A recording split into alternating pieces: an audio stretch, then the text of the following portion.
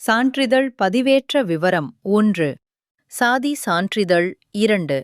8ஆம் வகுப்பு மதிப்பெண் சான்றிதழ், 10ஆம் வகுப்பு மதிப்பெண் சான்றிதழ், 12ஆம் வகுப்பு மதிப்பெண் சான்றிதழ், ஐடிஐ சான்றிதழ், டிப்ளமோ மதிப்பெண் சான்றிதழ்.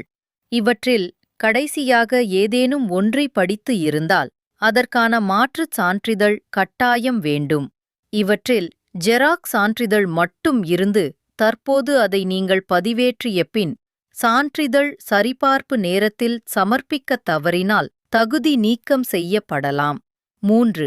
ஏதேனும் பட்ட மேற்படிப்பு படித்துக் கொண்டு இருந்தால் நீங்கள் தகுதி நீக்கம் செய்யப்படலாம். Current year course. 4.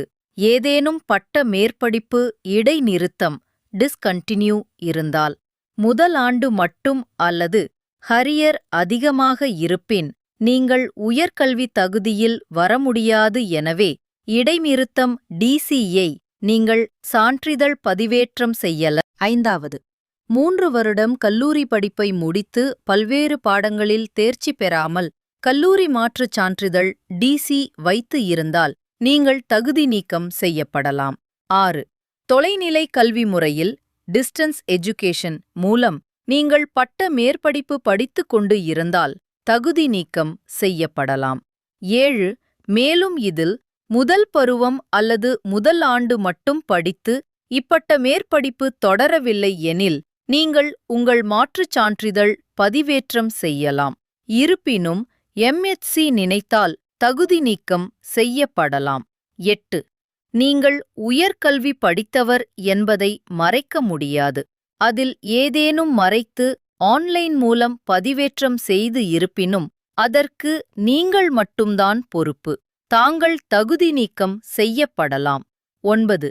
நீங்கள் பகுதி ஆவில் 10 மதிப்பெண் மற்றும் பகுதி ஆவில் 10 மதிப்பெண் இருந்தால் உயர்கல்வி பெற்று இருந்தால் சான்றிதழ் பதிவேற்றம் செய்யலாம். ஆனால் உங்களிடம் இறுதியாக பயின்ற மாற்று சான்றிதழ் கட்டாயம். ஆனால் பட்ட மேற்படிப்பு சான்றிதழ் இல்லை, 10ஆம் மாற்றுத்திறனாளி சான்றிதழ் இருப்பின் 11ஆம் தமிழ் வழி சான்றிதழ் முதல் வகுப்பு முதல் 8ஆம் வகுப்பு வரை அல்லது முதல் வகுப்பு முதல் 10 வகுப்பு வரை அல்லது முதல் வகுப்பு முதல் 12ஆம் வகுப்பு வரை. 12.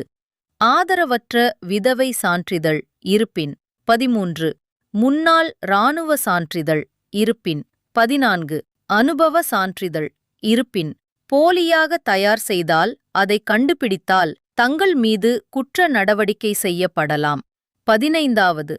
பணியில் உள்ள மாவட்ட நீதிமன்ற ஊழியர் எனில் தடையின்மை